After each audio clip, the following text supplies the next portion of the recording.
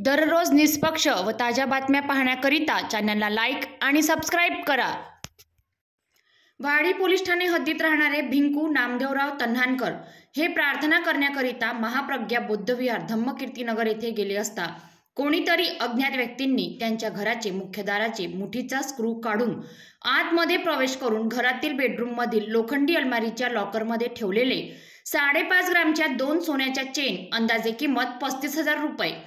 4 ग्रामची सोन्याची अंगठी अंदाजे किंमत 14,000 रुपये,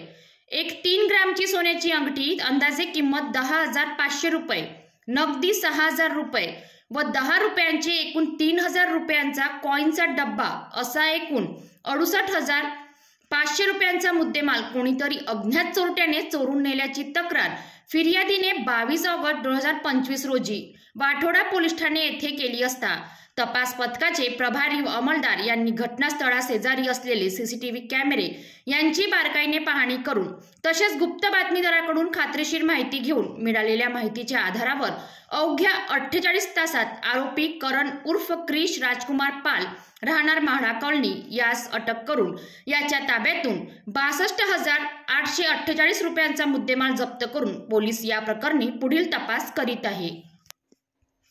महाप्रज्ञा बुद्धविहार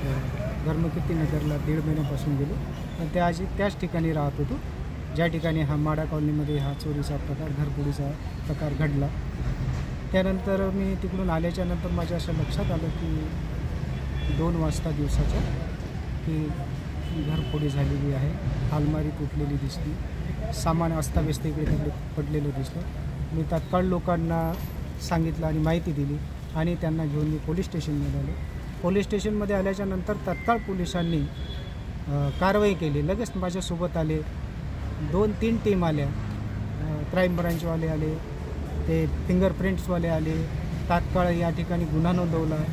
आणि नंतर मला 24 घंट्याच्या म्हणजे आतमध्येच मला असा कॉल आला की तुमचं सामान सर्व सापडलेलं आहे। पण यामध्ये मला असं वाटत नव्हतं की एवढ्या लवकर ते मिळणार आहे, कारण या पोलिसांची व्यस्तता आणि कामाचं पाहिल्याच्या नंतर असं वाटत होतं की काम भरपूर आहे। मला तर वाटत होतं 15 दिवस किंवा 1 महिना तरी लागेल, पण असं म्हणजे एक आश्चर्यचकित एकदमच तात्काळ इतक्या लवकर हे कार्य घडून आलं। त्यामध्ये वरिष्ठ पोलीस निरीक्षक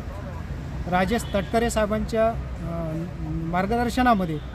पोलीस उपनिरीक्षक अमित बंडगर साहेब PSI आहेत, त्यानंतर आहेत प्रमोद गिरी यांचा पण नेहमी फोन येत होता, प्रमोद सोनोने होते, हेमराज बेराल होते, सतीश येसनकर होते आणि प्रवीण फलके साहेब होते। त्याचबरोबर एक काळिंगे साहेब पण होते, त्यांनी पण गुन्हा नोंदवून तात्काळ भेट दिली होती आणि इतक्या लवकर म्हणजे एक आनंद आणि खुशी वाटत आहे की एवढ्या लवकर कसं बरामद झालं। तर आणखी काही